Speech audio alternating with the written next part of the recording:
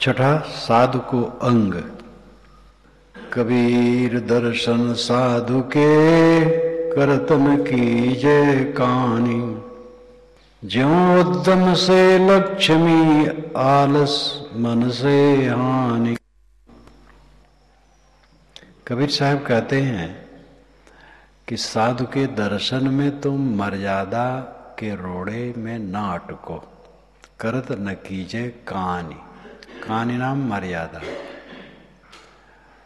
लौकिक मर्यादा, तुम बड़ी जाति के हो, बड़े महंत हो, बड़े गुरु हो, बड़े धनी हो, बड़े विद्वान हो, इस झूठी मर्यादा में अटक करके विवेकवान साधु संत के पास न जाओगे तो भवबंधन न कटेगा। तुम्हारी झूठी जाति, झूठा धन, झूठी विद्या, झूठा पद, झूठी गुरुआई, झूठी महंती काम न करेगी। ये मन का रोग, मन की मलिनता जो भवसागर है, इससे तरने के लिए साधन संपन्न संतों के पास जाओ और अपना कल्याण करो। जो उद्यम से लक्ष्मी, जैसे उद्यम से लक्ष्मी होती है, परिश्रम से धन पैदा होता है, वैसे साधु संगत में जाकर सेवा भक्ति करके समझ बूझ कर बोध होता है। आलस मन से हानि। जो मन में आलस रखेगा, परिश्रम नहीं करेगा, धन कैसे मिलेगा उसको? इसी प्रकार जो सेवा भक्ति विनम्रता पूर्वक साधना में नहीं लगेगा, उसका कल्याण कैसे होगा? कबीर सोई दिन भला, जा दिन साधु मिलाए। अंक भरे भर भेटे, पाप शरीरा जाए। सतगुरु कहते हैं कि वही दिन अच्छा है। कबीर सोई दिन भला, वही दिन अच्छा दिन है जब विवेकवान साधु मिले, और मिले तो अंक भरे भर भेटिए। खुले दिल से उनसे मिलो। शाब्दिक अर्थ है कि गले में लग करके मिलो, ये लाक्षणिक है। संत मिले तो उनके गले में लग जाओ, ये ठीक नहीं। उनके चरणों में लग जाओ। यहां लाक्षणिक अर्थ है कि खुल करके निर्मल दिल से मिलो। पाप शरीरा जाए, तो तुम्हारे शरीर का पाप चला जाएगा। निर्मल होकर के मिलोगे तो निश्चित है तुम्हारा मन शुद्ध होगा। कबीर दर्शन साधु का बड़े भाग दर्शाए। जो है सूली सजा काटे टर जाए। साहब कहते हैं कि साधु के दर्शन बड़े भाग से होता है। विवेकवान संतों का समागम बड़े सौभाग्य का फल है। जो होए सूली सजा कांटे ईट टरी जाए। अगर सूली पर चढ़ाने की सजा हुई है तो साधु के दर्शन से कांटा गड़ करके वो हट जाएगा। ये भी लाक्षणिक है। अर्थ है कि जो बड़े दुख की बात थी वो दुख नहीं होगा। थोड़ी साधना से तुम्हारा कल्याण हो। सूली पर चढ़ना क्या है? विषय वासनाओं की सूली पर चढ़ना। संत दर्शन करोगे तो साधना का थोड़ा कष्ट सहोगे और तुम्हारा बेड़ा पार हो जाएगा। दर्शन कीजिए साधु का दिन में कई कई बार। आसोजा का में जो बहुत करे उपकार। अगर आपको सुविधा है तो विवेकवान संतों के दर्शन एक दिन में कई कई बार करो। आसोजा का मेह ज्यों, आसोजा क्वार महीना, क्वार महीने की बारिश बहुत उपकार करती है। कुआर महीने में एक बार ठीक से बारिश हो जाती है जब, तो धान की फसल का बेड़ा पार हो जाता है और जमीन में नमी आने पर रबी के बोने में सुविधा रहती है। इसलिए कहते हैं बड़ी भाग जहां बरसे कुआरा, कुआर में जहां पानी बरसे बड़ा सौभाग्य है। कुआर में पानी बरसता है तो लोग कहते भैया अन्न बरस रहा है, अन्न। और सब बारिश हुई वर्षा भर और कुआर में नहीं हुई तो धान फर्राए गया, दाना न पड़ा, दूध न आया, और रबी फसल कैसे बोएंगे? जमीन ठनक गई। जैसे कुआर का पानी, वर्षा बहुत उपकारी है, इसी प्रकार साधु के दर्शन अत्यंत उपकारी। कई बार ना कर सके दोए बखत कर ले, कबीर साधु दरसते काल दगा नहीं दे। दोए बखत नहीं करी सके दिन में करू एक बार, कबीर साधु दरसते उतरे भव जल पारे।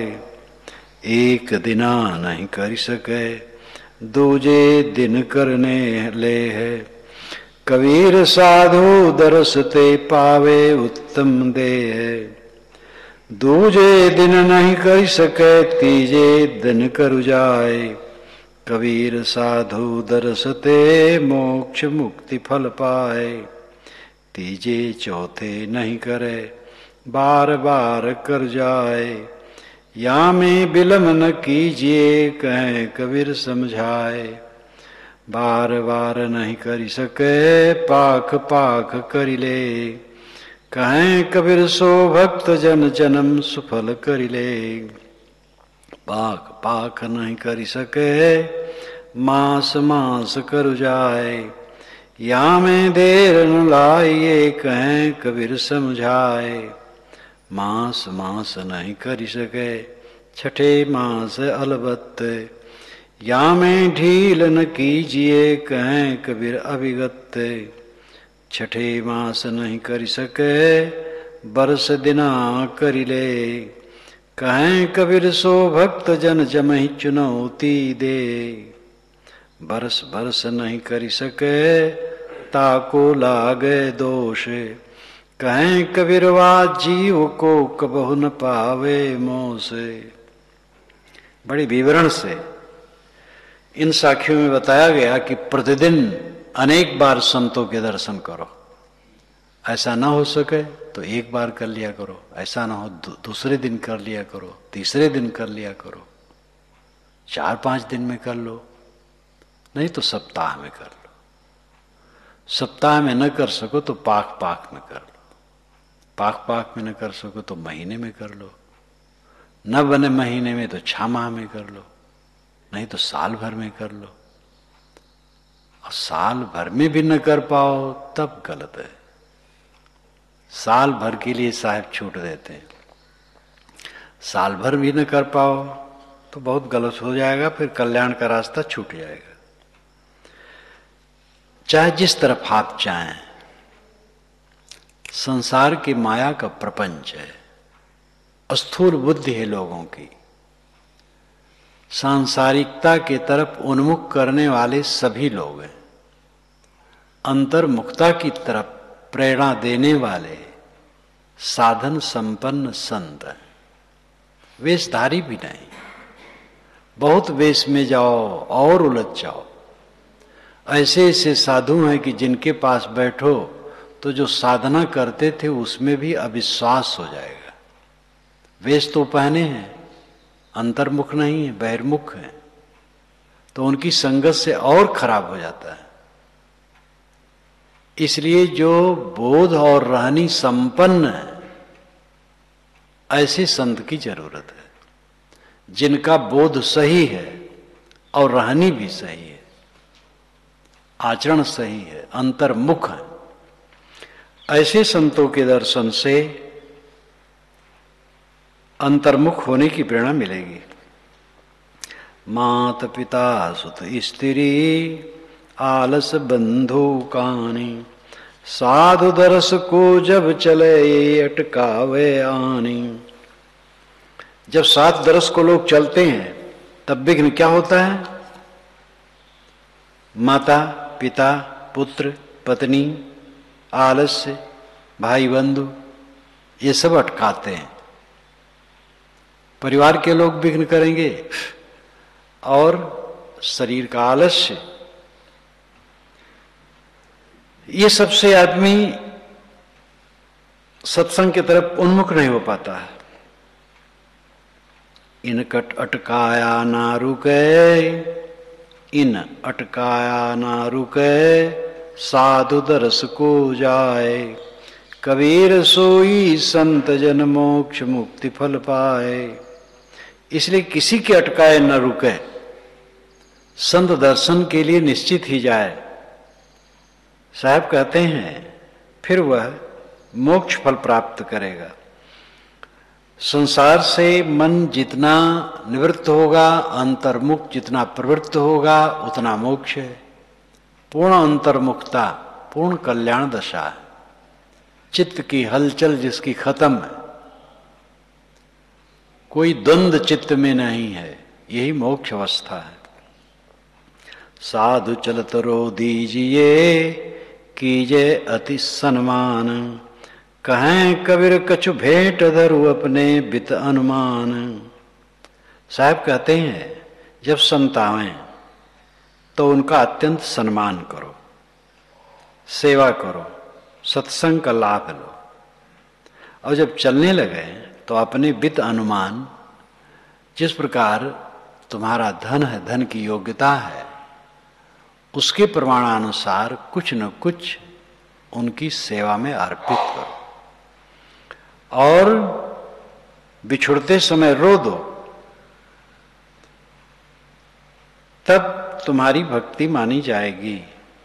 जब ये साखी आती है तो इंदल गोटिया की याद आती है। छत्तीसगढ़ की इंदल गोटिया, वर्तमान में नीलमणि, उनके पितामह खूब लंबे चौड़े थे, गोरे गोरे, बड़ी बड़ी आंखें, धाकड़ आदमी। जैसे उनका व्यक्तित्व था तो ऐसे मन था, गरजते थे, किसी को डरते नहीं थे। लेकिन जब मिलते थे भाव विह्वल हो जाते थे। और जब बिछुड़ते थे तो रोना रोक नहीं पाते थे, कोई बनावटी नहीं, रोक नहीं पाते थे रोना। जब ये साखी याद आती है तो उनकी याद आ जाती। ये कोई जरूरी नहीं कि आंख से आंसू बहाने लगे, भावुक हो जाए। अर्थ है कि संतों के बिछुड़ने में ये समझो कि हमारे कल्याण का आधार हट रहा, इसलिए मन में एक कसक होनी चाहिए, तो उनके लिए मन लगा रहे। अगर बिछुड़ जाए तो भी मन लगा रहे, तो मन लगा रहेगा तो काम होता रहेगा। खाली साधु न विदा कर, सुन ले जय सब कोय। कहें कबीर कछु भेंट धर, जो तेरे घर होए। साधु को खाली हाथ मत विदा करो, जो तुम्हारे बन सके कुछ न कुछ सेवा में अर्पित करो। कबीर दर्शन साधु के, खाली हाथ न जाए। यही सीख बुध लीजिए, कहें कबीर बुझाए।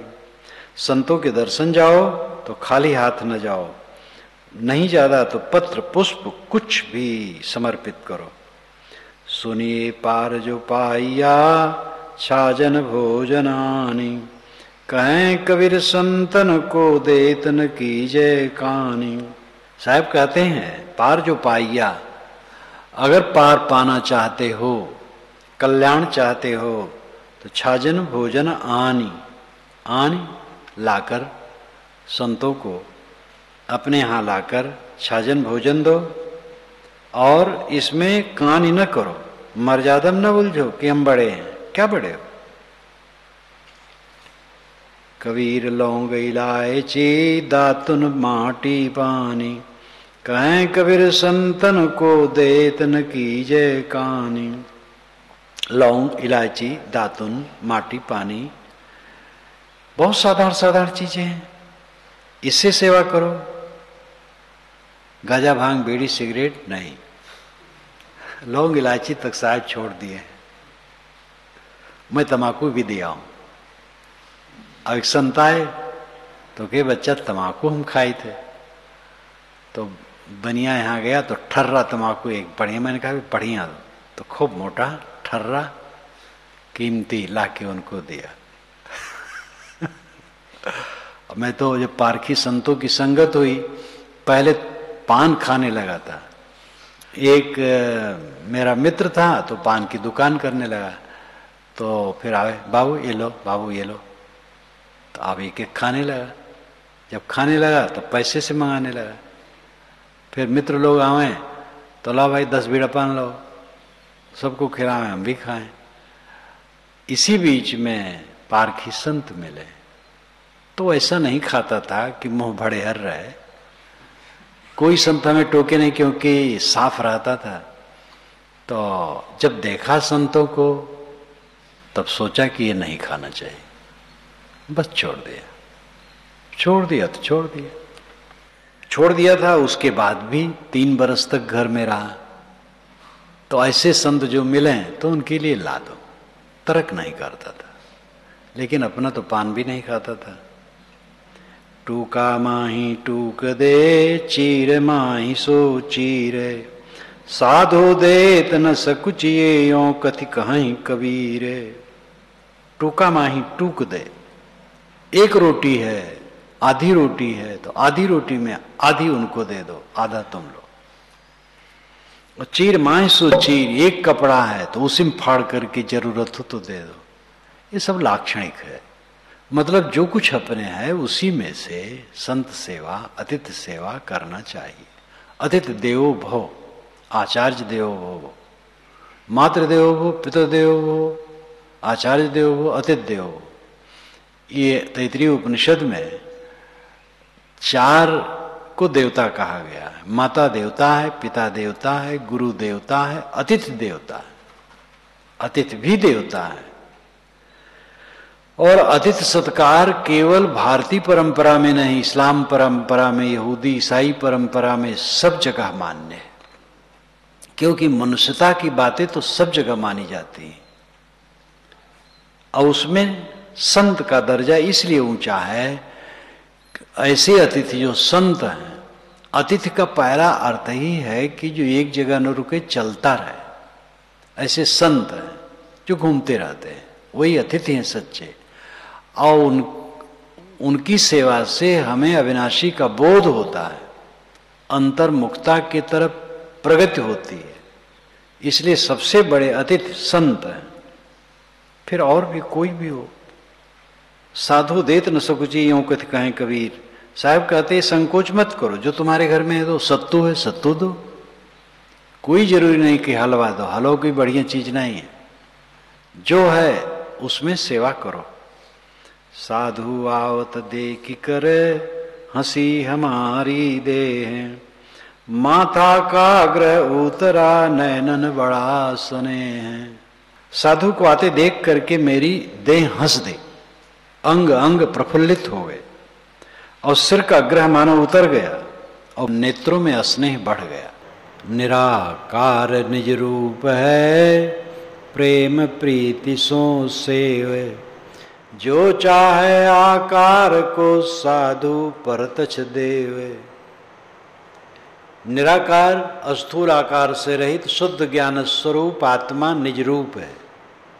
प्रेम पूर्वक उसका सेवन करो, वासना त्याग करके अपने स्वरूप में स्थित हो। जो चाहे आकार को, अगर आकार की सेवा करना चाहते हो, साकार सेवा करना चाहते हो, साधु प्रत्यक्ष देव। साधु प्रत्यक्ष देवता हैं, जिन्होंने अपने को साध लिया है, उनकी सेवा करो।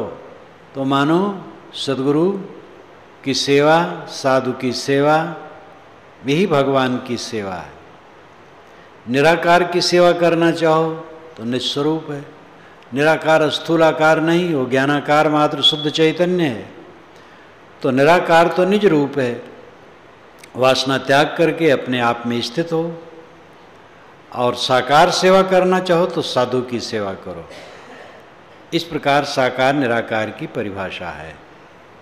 साधु आया पाहुना मांगे 4 रतन, धूनी पानी साथरा श्रद्धा सेती अन्न।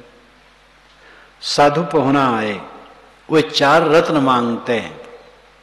धूनी, साधु लोग पहले कपड़ा कम रखते थे, ठंडी वंडी है तो धूनी थोड़ा लग जाए तो ठंडी से निवारण होगा। पानी, साधु लोग पानी का ज्यादा उपयोग किया करते हैं। साथरा, बिछाने का थोड़ा कपड़ा।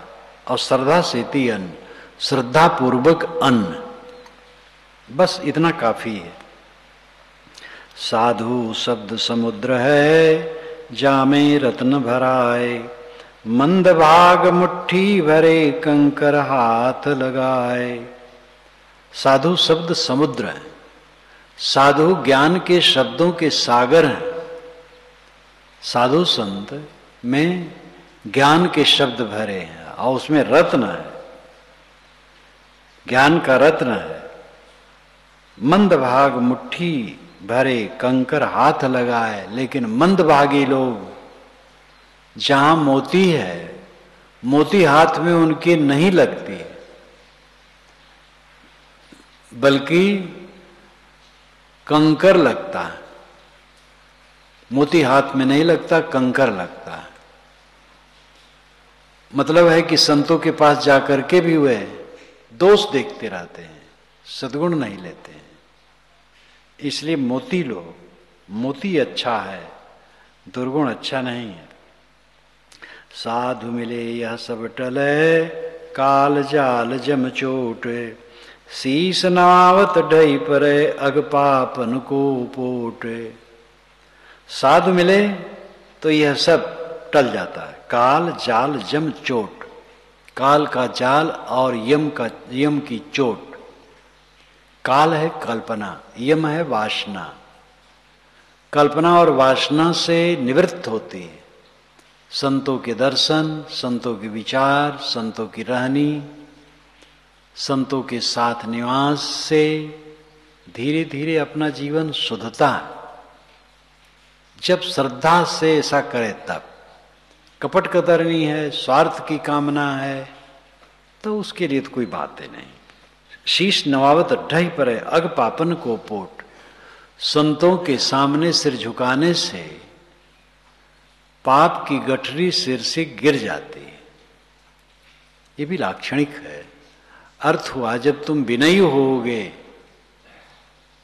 और आत्मद्रष्टा बनोगे, संतों की संगत पा करके सत्योपदेश पर चलने लगोगे, तो जीवन से पाप की गठरी उतर जाएगी। साधु वृक्ष सत ज्ञान फल, शीतल शब्द विचारे, जग में होते साधु नहीं जरि मरता संसारे। साधु वृक्ष, सत्य ज्ञान का उसमें फल लगा है, शब्दों का विचार उसमें शीतल छाया है। ऐसे संत जगत में न हो तो जगत के लोग जल मरे।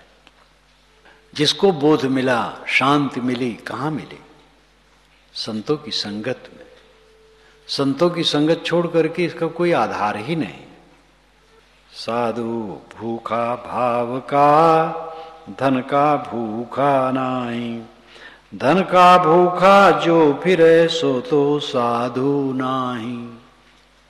साधु भाव का भूखा है, ये चाहता है भाई शुद्ध प्रेम आपस में सब रहे, धन का भूखा नहीं है। और जो धन का भूखा है, साहब कहते वो साधु नहीं।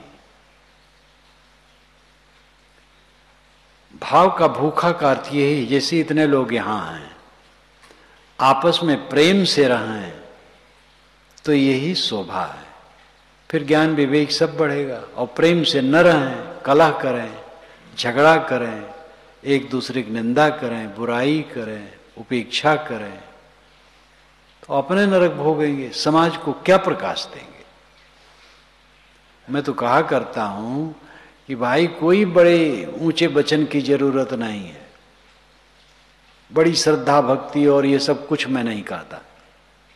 आपस में प्रेम से रहा जाए, मनुष्यता से रहा जाए, अगले आदमी के महत्व को समझा जाए। छोटा बड़ा कुछ नहीं है, छोटा बड़ा तो एक मर्यादा है, जीव बराबर है। मर्यादा की जगह पर मर्यादा ठीक है। छोटे और बड़े मर्यादा में जो हैं, सबके प्रति हमदर्दी, शील, समता, सद्भाव की जरूरत है। बड़े का आदर करना है, छोटे का भी आदर करना है। छोटे का मतलब पापी थोड़े होता है। कोई बच्चा है तो पापी है वो, कोई अभी सत्संग में आया है, प्रवेश किया है, तो क्या वो पापी है? तो कल्याणार्थी है, नहीं उतना पक्का है, कच्चा है, धीरे धीरे पक्का होगा। इसलिए छोटे बड़े उम्र और किसी भी क्षेत्र को लेकर के मर्यादा होती है, किंतु तथ्यतः सब समान है। सबको अब छोटे कहे तो भोजन न दिया जाए, या छोटा है तो उसको कम भोजन दिया जाए। जो आज साधु आया है उसको 1 रोटी दी जाए, तब 1-2 महीने के बाद 2 रोटी दी जाए, ऐसा कुछ नहीं। आवश्यकता की पूर्ति सबको बराबर होनी चाहिए। इसी प्रकार सद्भाव सबके लिए होना चाहिए। किसी को कटु वचन कभी मत कहो, किसी की आलोचना मत करो, किसी की बुराई मत करो। अगर करते हो तो इसका मतलब है आपके चित्त में गंदगी है, और ये गंदगी आपको खाएगी, तकलीफ देगी। जिसको कहोगे उसको कुछ तकलीफ नहीं देगी। अगर वो समझदार है, सुनेगा भी, तो अंदर से मुस्कुरा देगा, लेकिन आपको खाएगी, आपका विनाश करेगी। तो सद्भाव से रहना आपस में बहुत जरूरी है। साधु बड़े परमार्थी घन ज्यों बरस आए, तपन बुझावे और की अपनों पारस लाए। साधु बहुत परमार्थी होते हैं। परमार्थी परम अर्थ साधने वाले, परम प्रयोजन साधने वाले। परम प्रयोजन क्या है? दुखों से छुटकारा। परमार्थी का दूसरा अर्थ होता है दूसरे की सेवा करने वाले, दूसरे का कल्याण करने वाले, कल्याण रूपी सेवा करने वाले। वे बहुत परमार्थ करते हैं, यानी दूसरे का हित करते हैं। और परमार्थ का शुद्ध अर्थ होता है परम अर्थ, यानी सबसे बड़ा प्रयोजन। वो क्या है? चित्त में दुख न होना। दुखहीन मन जीवन की सर्वोच्च दशा है, और ये हमारे अधिकार में है। लेकिन अपनी कसर जब मिटेगी तब ये दशा आएगी। सब लोग अनुकूल रहेंगे तब दशा आएगी, ऐसी बात नहीं। हम कच्चे हैं तो जितने लोग अनुकूल रहेंगे उसमें मोह बैर करके हम फंसेंगे। हमारा मन पक्का होगा विवेक वैराग भक्ति में, और जितनी कच्चाई है निकल जाए। कच्चाई क्या है? अहंकार, कामना। अहंकार नाम रूप को लेकर के जो अहंकार है और उसके लिए जो कामना है, यही हमारी कच्चाई है। ये कच्चाई जितनी निकलती चली जाएगी कल्याण होता चला जाएगा। और हम अपना कल्याण कर लिए तब कोई हमें कहे क्या फर्क पड़ता है, कहता रहे। साधु बड़े परमार्थी घन ज्यों बरस आए। घन नाम बादल, बादल जैसे आकर के बरसते हैं, वैसे संत कृपा करके हमें सद्मार्ग बताते हैं। तपन बुझावें और की अपनों पारस लाए। अपना पारस स्पर्श सहयोग करके वह हमारी तपन को बुझाते हैं। साधु बड़े परमार्थी शीतल जिनके अंग, तपन बुझावें और की दे दे अपनों रंग। साधु बड़े परोपकारी हैं। यहां परमार्थी का अर्थ परोपकारी है। व्याकरण अलग धरा रहता है। और जनता का अर्थ एक ऐसा निकल चलता है कि उसको समझे बिना व्याकरण फेल हो जाता है। परमार्थ, परम प्रयोजन, ये व्याकरण के अनुसार जो अर्थ है वो ठीक है, लेकिन यहां परमार्थी मतलब बड़े परोपकारी। यहां परमार्थी का अर्थ है परोपकारी, दूसरे का हित करने वाले। साधु बहुत बड़े परोपकारी हैं। शीतल, जिनके अंग, उनके अंग शीतल होते हैं। अंग का लाक्षणिक अर्थ है जीवन की समस्त गतिविधियां। स्थूल तो अर्थ है जो हाथ पैर उनके छू तो बड़े ठंडे ठंडे होंगे, कान छू तो भी ठंडे होंगे, तो ये अर्थ बेकार हो जाएगा। शीतल, जिनके अंग, अंग का अर्थ है जीवन के व्यवहार के समस्त पहलू उनके शीतल होते हैं। खान पान, लेन देन, उठना बैठना, मिलना जुलना, सब में निष्काम निर्माण, ये उनकी शीतलता है। जो निष्काम और निर्माण रहता है वो स्वयं शीतभूतम, ठोस शीतल होता है। और सत्पात्र उससे शीतलता पाते हैं। जो सत्पात्र नहीं हैं उनके लिए कुछ कहना नहीं है। वो तो हिमालय में जाए तो वहां भी जलते रहेंगे।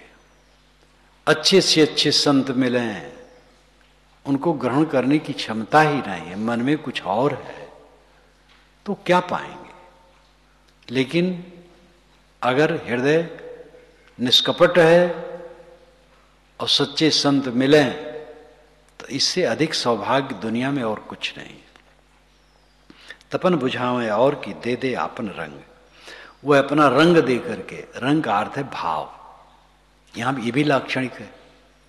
कोई रंग नहीं कि लाल पीला लगा लगा करके, अपना रंग, अपना भाव, अपनी पवित्र भावना का प्रभाव डाल डाल कर जिज्ञासुओं के मन की तपन को बुझाते हैं। आवत साधु न हरसिया, जात नदिया रोए, कहें कबीर वादास की मुक्ति कहां से होए। साधु आए और हर्ष न हुआ, और जब गए तो रो न दिया। तो साहब कहते ऐसे दास की मुक्ति कैसे होगी। संतों के मिलने में प्रसन्नता, आह्लाद होनी चाहिए। बिछड़े तो अभाव का ख्याल होना चाहिए, जिससे कि उनमें मन लगा रहे, उनके बोध विचार में मन लगा रहे।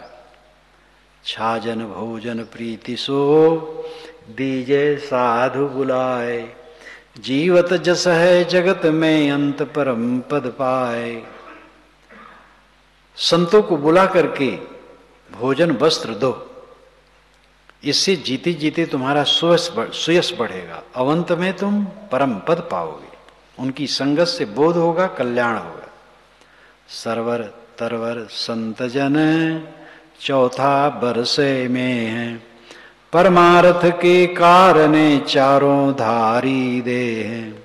सरवर तरवर संत जन, सरोवर तालाब अथवा नदी, तरवर तरुवर वृक्ष, और संतजन, और चौथा बरसे में, जो में की बारिश होती है, पानी की बारिश होती है।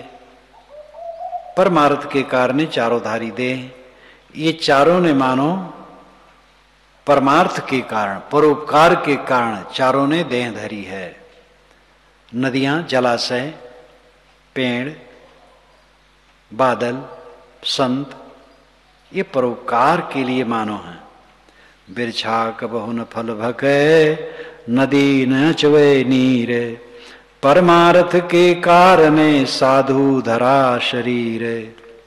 वृक्ष कभी अपने फल नहीं खाते हैं, परोपकार के लिए वे फलते हैं। नदी स्वयं पानी नहीं पीती, लोगों के लिए वो प्रवाहित है। संत जन जो इस शरीर, साधु शरीर धारण किए हैं, वो मानो परहित के लिए धारण किए। ऐसा समझ करके हम उनसे कल्याण का आदर्श लें, उनसे प्रेरणा लें। संत जो विवेकवान है, साधन करके मौन हो जाए अपने आप में, तो उनका कल्याण है। इतना इतना परिश्रम क्यों करते हैं? लोगों के हित के लिए। संत जन न किए होते तो हम लोगों की आंखें कहां खुली होती। इसलिए हमारा भी कर्तव्य, हम सेवा करें। सुख देवे दुख को हरे, दूर करे अपराध। कहें कबीर वह कब मिले, परम स्नेही साध। जो दुख को दूर करते हैं और सुख देते हैं और अपराध को हर लेते हैं, ऐसे परम प्रेमास्पद संत कब मिलेंगे?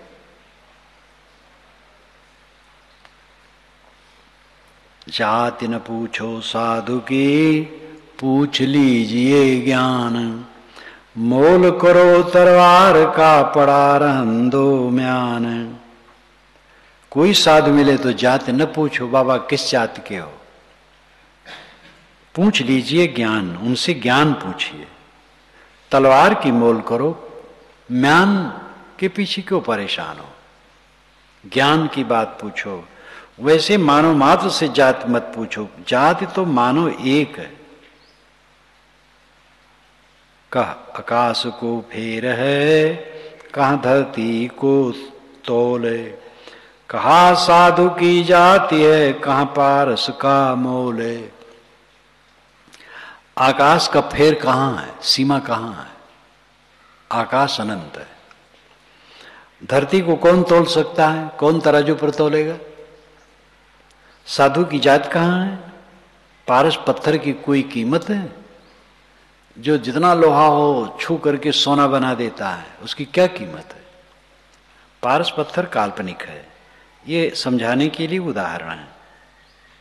साधुन की झुपड़ी भली, नासा कटको गाँव। चंदन की कुटकी भली, ना बबूल बन राव। साधुओं की झोपड़ी अच्छी है, लेकिन साकटों का गांव अच्छा नहीं। साधु झोपड़ी में है, वो जानो कंचन भवन है, वहां जाओ। बड़े बड़े महल हैं और साकट है। साकट का मतलब दुर्जन, ऊटपटांग आचरण में चलने वाले, तो वहां ठीक नहीं। चंदन की कुटकी भली, चंदन का छोटा सा गुटका अच्छा है, नहीं बबूल बन रहा हो। और बबूल का बहुत भारी जंगल है, कांटा कांटा, किस काम का? वैसे बबूल का अपना महत्व है, लेकिन यहां अर्थ है कि संतों की संगत से तुम्हें लाभ होगा। हैवर गैवर सघन घन, छत्रपति की नारी। तासुपट तरा ना तुले, हरिजन की पनिहारी। हैबर, है नाम घोड़ा, गय नाम हाथी, वर दोनों में विशेषण है। तो अच्छे अच्छे घोड़े, अच्छे अच्छे हाथी। गय का अर्थ घर और महल भी होता है। तो अच्छे अच्छे घोड़े, हाथी और महलों से सघन घन, यानी बहुत ज्यादा, बहुत बहुत घोड़े अच्छे अच्छे, बहुत बहुत हाथी अच्छे अच्छे, बड़े बड़े महल। और छत्रपति की नारी, और छत्रपति की नारी मतलब ऐसी रानी जो महान सम्राट की पत्नी है, और उसके बड़े बड़े घोड़े हाथी महान सब हैं, लेकिन तास पटतारा ना तुले, हरिजन की पनिहारी। एक संत को पानी देने वाली एक साधारण स्त्री, अनाड़ी स्त्री, जो संत को रोज पानी दे देती है, उसकी तुलना में वो छत्रपति की रानी नहीं है। क्यों नहीं है? उसको साहब आगे बताते हैं। क्यों? नृपनारी निंदिए, पनिहारी को मान। वह माग संवारे, पीवहित नित वह सुमिरे राम। नृप नारी निंदनी क्यों? सम्राट की नारी क्यों निंदनी? और पनिहारिन को सम्मान क्यों? क्योंकि रानी तो श्रृंगार करती है राजा को खुश करने के लिए, विषय वासना में उलझने के लिए। और जो पनिहारिन है संत की, वह रोज राम को भजती है, राम में लीन है। इसलिए जो राम में लीन है वो बड़ा है। तीर्थ नहाए एक फल, साधु मिले फल चारे, सतगुरु मिले अनेक फल, कहें कबीर विचारे। तीर्थ नहाए एक फल, तीर्थ नहाए तो एक फल हुआ, गए देखे सुने चारों तरफ, नहाए शरीर साफ हुआ। आजकल तो गंगा नदियों का पानी इतना खराब कर दिए हैं लोग कि नहाओ तो और खराब हो जाए, तो ये तो आदमिक दोष है। लेकिन तीर्थ में जाओगे तो एक फल मिलेगा, दर्श स्पर्श इधर उधर सबका हो जाएगा, नहा लोगे तो। संत मिलेंगे तो 4 फल मिलेगा, अर्थ धर्म काम मोक्ष। अर्थ में संतोष होना ही अर्थ की प्राप्ति है। साधु संगत से संतोष हो गया तो मानो सब अर्थ मिल गया, सब धन मिल गया, और धर्म तो मिलेगा ही। धर्म सदाचार, आचरण की पवित्रता आएगी, और काम संतों की संगत से बोध होगा, कामनाएं अपने आप ठंडी हो जाएंगी, सारी कामनाएं पूरी हो गई। अर्थ धर्म काम मोक्ष, वासना की निवृत्ति होगी। तो इस प्रकार अर्थ धर्म काम मोक्ष सब मिल गया संतों की संगत से, और सदगुरु मिले अनंत फल। किंतु सदगुरु मिलने से तो अनंत फल है, काहे कबीर बिचारी। प्रश्न होता है जब मोक्ष तक मिल गया तो बाकी क्या रह गया, तो अनंत फल महिमा में कहा गया। सदगुरु मिले अनंत फल, ये महिमा वाचक है। साधु सिद्ध बहु अंतरा, साधु मता प्रचंड, सिद्ध जो तारे आपको, साधु तारी नौ खंडे। साधु और संत, साधु और सिद्ध में बहुत फर्क है। साधु मता प्रचंड, साधु मत का ही प्रचंड है, साधु मत ही प्रचंड है, साधु मत ही बड़ा है, सिद्ध मत बड़ा नहीं है। क्योंकि सिद्ध जो तारे आपको, सिद्ध केवल अपने को तारता है, और साधु तारी 9 खंड, साधु 9 खंड को तारता है, मतलब समस्त मनुष्यों का उद्धार करता है। सिद्ध का अर्थ है कृतार्थ अवस्था वाला व्यक्ति। यहां सिद्ध का अर्थ आकाश में उड़ना नहीं,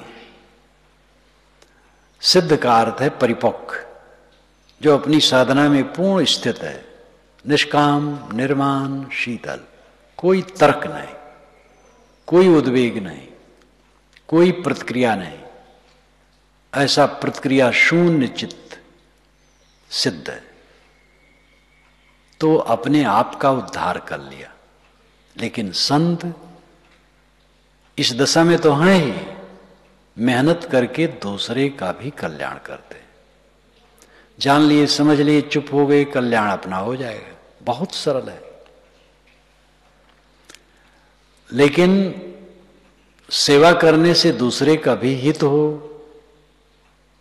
ये संत करते आए हैं।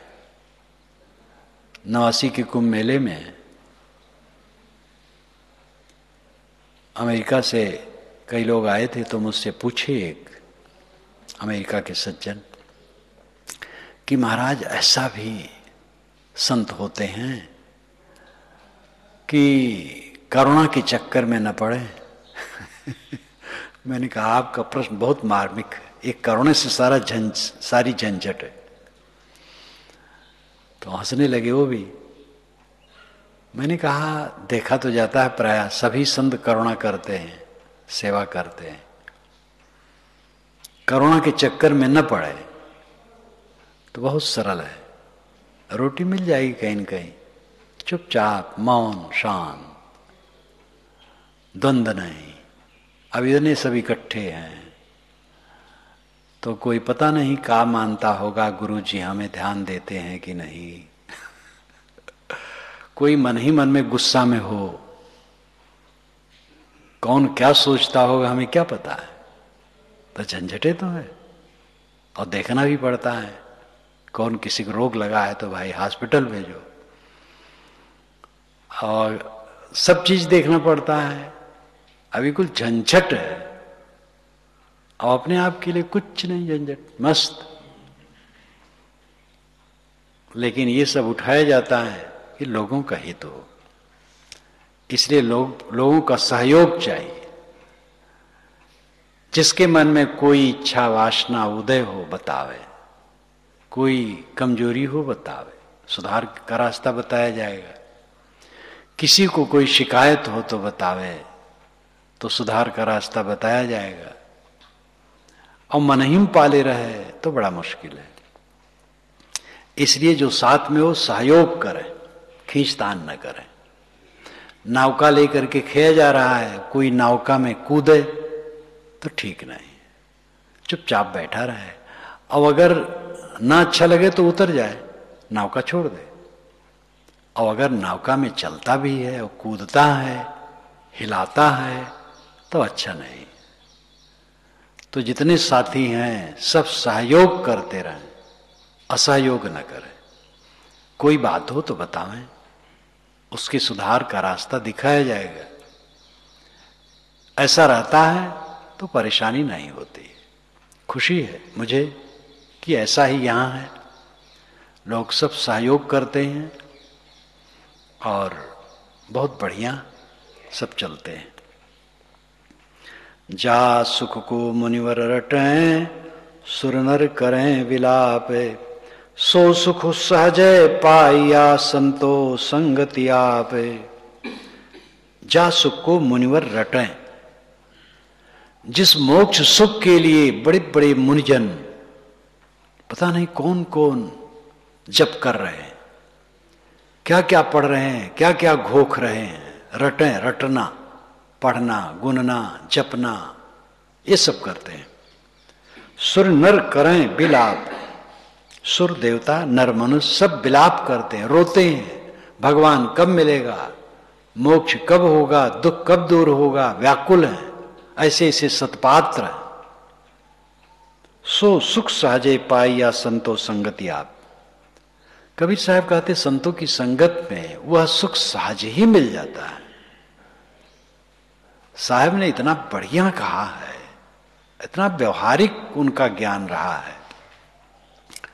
गुरु की दया साधु की संगत निकर याव यही द्वार, या मर जीवा वैसे या मर जीवा अमृत पीवा क्या धस्म रस पतार। या मर जीवा अमृत पी, मर जीवा जोगियों को डांटे तो हट जोग करके परेशान होता है बेकार में। अरे अमृत पी, बोध रूपी अमृत पी, क्या पतार में धस के मरता है। गुरु की संगत कर, साधु की संगत कर, गुरु की कृपा साधु की संगत निकर आओ यही द्वार। इस द्वार पर निकला, साधु गुरु की संगत कर, बोध प्राप्त कर, सहज साधना कर। संतों की संगत में स्वरूप का बोध मिला, अहंकार कामना का विनाश करने की साधना में लग गया, बस कल्याण। कबीर शीतल जल नहीं हिमना शीतल होए, कबीर शीतल संत जन राम स्नेही सोए। कबीर साहब कहते हैं जल शीतल नहीं है, हिम बर्फ भी शीतल नहीं है, संत जन शीतल है, क्योंकि वो राम के स्नेही। पानी शीतल है अपनी जगह पर और बर्फ तो शीतल है ही है, लेकिन इनकी शीतलता केवल शरीर के अंगों को शीतल बना सकती है, मन को शीतल नहीं बना सकती। संत जन सच्चे संत मिले तो उनकी संगत से हमारा मन शीतल होगा, क्योंकि वे राम स्नेही है, राम के प्रेमी है, काम के प्रेमी नहीं है। वे भोगी नहीं है, योगी है, बहिर्मुख नहीं है, अंतर्मुख है। इसलिए उनकी संगत, उनकी वाणी, उनके साहचर्य से शीतलता मिलेगी। संत मिले जन बिछुरो, बिछुरो यह मम प्राण, शब्द स्नेही ना मिले प्राण देह में आन। हे संत आप बिछुड़ो ना, संत मिले जन बिछुरो। संत मिल गए हैं तो बिछुरे ना, वे अलग ना। बिछुरो यह मम प्राण, हे मेरे प्राण तुम जाओ भले, लेकिन संत न बिछुड़े। शब्द स्नेही ना मिले, शब्दों के स्नेही, विवेक ज्ञान के स्नेही संत का मिलना मुश्किल है। प्राण देह में आन, वासना बस जीव है तो प्राण तो देह में आ सकता है। सबका आरक्षण करते इतने हैं कि विवेकवान संत की खोज करो और उनको पाओ तो उनका पल्ला मत छोड़ो। कोटि कोटि तीर्थ करे, कोटि कोटि करु धाम, जब लग साधु न सेवई तब लग काचा काम। करोड़ों तीर्थों में घूमो, करोड़ों धाम में घुमाओ, लेकिन जब तक सच्चे संतों की सेवा न करोगे आपका काम कच्चा है। आशा वासा संत का ब्रह्मा लखे न वेद, खट दर्शन खटपट करे विरला पावे भेद। आशा वासा संत का, संत की आशा और संत का वासा, ये ब्रह्मा और वेद भी नहीं समझ पाते। खट दर्शन तो खटपट में पड़े, योगी जंगम सेवड़ा सन्यासी दरवेश ब्राह्मण, ये अपने खटपट में पड़े हैं। बिरला पावे भेद, बिरला कोई भेद पाता है। संत की आशा और संत का वासा। संत की आशा क्या है? सबसे निराश हो जाना। संत एक ही आशा रखते हैं कि सबसे हम निष्काम हो जाएं और निर्माण हो जाएं, बस यही आशा रखते और कुछ नहीं। और उनका वासा इसी में रहता है, निष्काम निर्माण शीतल। अब ये बात ब्रह्मा के जाने बेचारा कर्मकांडी स्वाहा स्वाहा का उपदेश करने वाला। ब्रह्मा शब्द यज्ञ के 4 पुरोहितों में प्रधान पुरोहित का नाम पहले है, वैसे ब्रह्म शब्द बृह धातु से बना है, व्री धातु से। व्री जो बढ़े फैले, आग थोड़ी जलाओ ज्यादा फैल जाती है, इसलिए आग ब्रह्म है जो फैले अथवा बड़ा हो। बृहत्वाद ब्रह्म, बढ़ने से ब्रह्म बड़ा हो। तो आग को पहले ब्रह्म कहा गया, और आग में हवन करने वाले को ब्राह्मण कहा गया, और जिन मंत्रों से हवन किया जाए उसको भी ब्रह्म कहा गया। इसलिए वेद मंत्रों को ब्रह्म कहा जाता है। आग ब्रह्म है, वेद मंत्र ब्रह्म है, और वेद मंत्रों से हवन आग में करने वाला ब्राह्मण है।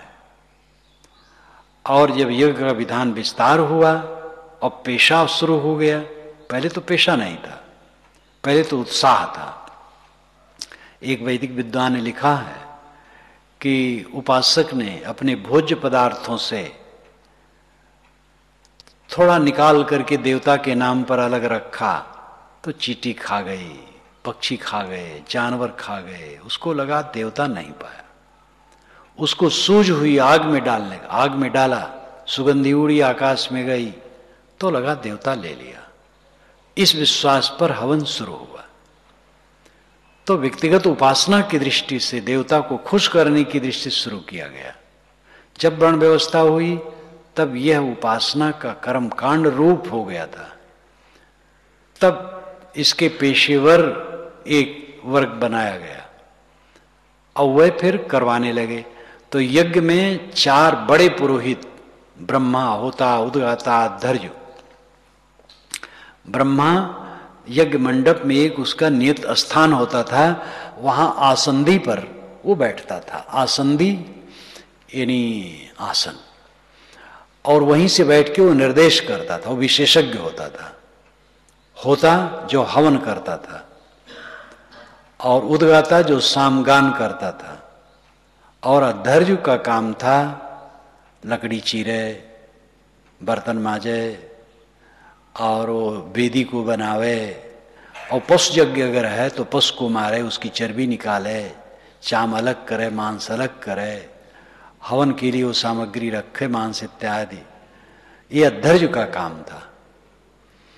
तो इस प्रकार ब्रह्मा, होता, उद्गाता, अधर्जु में ब्रह्मा सर्वश्रेष्ठ है। तो ब्रह्मा कर्मकांड का बड़ा पंडित है। वो बेचारा कल्याण की बात क्या जाने, तो कर्मकांड में उलझा। ब्रह्मा अलख है न वेद, वेद में भी कर्मकांड भरा है, लेकिन वेद में हीरे मोती बीच बीच में हैं, ये निश्चित है। खट दर्शन खटपट करे, खट दर्शन तो खटपट करने वाले हैं। भेष भगवान जहां जुटे धत तेरी के करने वाले, गांजा हमें नहीं मिला तो कोई बीड़ी चाह करेगा, खट दर्शन मिलेगी तो खटपट करेगी। बिरला पावे भेद, संत हृदय की बात बिरला पाता है। आशा वाशा, इसका लाक्षणिक अर्थ है संत की आशा होती है कि हम निष्काम निर्माण स्थिति में रहें, और इसी में वो बसते हैं। और यह भेद वो जानेगा जो उसमें बसने लगेगा। वेद थके ब्रह्मा थके, थाके शेष महेश, गीता हूं की गम नहीं, संत किया परवेश। वेद ज्ञान की बात कहते कहते थक गए, ब्रह्मा थक गए, शेष महेश भी थक गए। ये पौराणिक भाषा में साहब कहते। गीता हूं की गम नहीं, गीता के भी गम कहां है वहां, गीता बिचारी क्या करेगी, गीता तो किताब है। संत किया प्रवेश, संत जिसमें प्रवेश किए, जड़ पदार्थ क्या जानेंगे, कर्म कांडी क्या जानेंगे, वैसे गीता में इसके लिए निर्देश है। वेद में भी जगह जगह निर्देश है। हिरणमयन पात्रेण सत्य स्यापीतम मुखम, तत्तम पूसन पाविरण सत्य धर्माय दृष्टे, ये शुक्ल यजुर्वेद में आया। सत्य का मुख सोने के बर्तन से ढका है। तुम सत्य और धर्म के दर्शन के लिए इसको हटा दो। इसका अर्थ है चमक दमक में तुम्हारा सत्य ढका है, चमक दमक को चित्त से हटा दो। सारी चमक दमक धोखेधड़ी की बात है। 4 दिन की चांदनी फिर अंधेरी रात, कुछ रहने वाला नहीं है। इसलिए 4 दिन की चटक मटक में मत भूलो। माया देख कस रहे हो भूल, जैसे वनस्पति रही है फूल।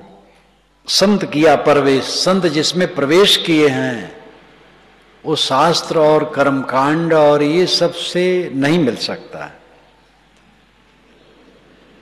साधु ऐसा चाहिए दुखे दुखावे नाही, पान फूल छेड़े नहीं, बसे बगीचा माही। बहुत बढ़िया, साधु ऐसा चाहिए दुखे दुखावे ना है, न दुखे न दुखावे। दुखी हो गया तो साधु नहीं, और दुखाता है तो साधु कहाँ है। पान फूल छेड़े नहीं, रहे बगीचा में।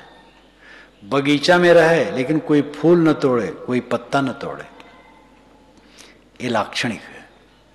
इस संसार में रहे लेकिन किसी को क्षति न पहुंचावे, किसी की निंदा न करे, किसी की बुराई न करे। किसी में बुराई हो जान ले, साथियों को सावधान कर दे, लेकिन रस लेकर के उसकी बुराई न करे। जिसकी बुराई है उसको खाएगी। हम अगर बुराई करते हैं तो हमारा विनाश होगा। संत का लक्षण है अपने में सिमट आना, अपने ही को धुन न बनाना, अपने ही को गढ़ना। एक ही काम में हम सुबस हैं, अपने को ठीक करने में। दूसरे को ठीक हम नहीं कर सकते हैं। इसलिए सारा अमर्ष छोड़कर, सारी शिकायत छोड़कर साधक को चाहिए निरंतर अपने को धुने, अपने मन को धुने। अमर्ष हमारे मन में आता है, ये हमारी दुर्बलता है। किसी के लिए अमर्ष, उन्होंने हमें ऐसा कह दिया, वह हमारे शिष्य हैं वैसा कह दिए, गुरु जी ने हमें ऐसा कह दिया, हमारे छोटे गुरु भाई हैं और ऐसा कह दिया, हमारे बड़े हैं ऐसा कह दिया, पिता हैं पुत्र हैं ऐसा कह दिया। ये अमर्ष कच्चापन है। जैसी समझ वैसे कह दिया। हमें अपनी सही दशा में रहना चाहिए, और अपने को सही दशा में रखने के लिए हम पूर्ण समर्थ हैं। एक ही काम में समर्थ है, इसी में नहीं सुबस्ता भोग में अफल फले फल नाश, ताते ते पुरुषार्थ तज सुबस काज प्रकाश। भोग में सफलता नहीं है। चीज मिलना, सम्मान मिलना, सत्कार मिलना, ये भोग है, इसमें सुबस्ता नहीं। अफल फले फल नाश, जो न चाहो सामने आ जाता, जो चाहो नहीं मिलता है। ताते ते पुरुषार्थ तज, इसलिए इसका परिश्रम छोड़ दो। अब यहां भी पुरुषार्थ, पुरुष का प्रयोजन, लेकिन यहां है परिश्रम। इसलिए दूसरे को सुबस करने का परिश्रम छोड़ दो। सुबस काज परकाज, सुबस काज को बढ़ाओ। सुबस काज क्या है? अपने को ठीक करना। सर्वम परवशम दुखम सर्वम आत्मवशम सुखम, ये मनुस्मृत का आधा श्लोक है। सब प्रकार का दुख है परवश रहना, मन के वासनाओं के अधीन रहना, और सब प्रकार का सुख है सुबस रहना, मन वासनाओं के अधीन न रहना। ये संत संग का फल है। इसलिए सदगुरु का ये वचन, साधु ऐसा चाहिए दुखे दुखावे ना है। साधु का लक्षण ये होना चाहिए न दुखे न दुखावे, पान फूल छेड़े नहीं रहे बगीचा माए। विवेकानंद मार्ग के एक बड़े संत ने ये साखी पढ़ करके कहा। साहब ने बहुत बढ़िया बात कही है। साहब ने नहीं कहा कि छोड़ करके जंगल चले जाओ, रहे बगीचा माए का। विद्वान थे, समझते थे बगीचे का अर्थ क्या है, संसार है, समाज है। साहब ने नहीं कहा समाज छोड़ के भाग जाओ कहीं बाग में, जंगल में। बगीचा में रहो, समाज में रहो, लोगों में रहो, लेकिन दुखो दुखाओ ना। दुखी ना हो और किसी को दुखाओ ना। दुखाओगे तो मतलब दुखी हो, और जो दुखी ही नहीं तो दुखाएगा क्यों? पान फूल छिड़े नहीं रहे बगीचा में, संसार में रहे, किसी को कष्ट न दे, किसी की क्षति न करे, अपने ऊपर आए हुए दुख को अपने कर्मों का फलभोग समझे। और मन में अगर कसर है तो अपने अज्ञान का अपना अज्ञान कारण है।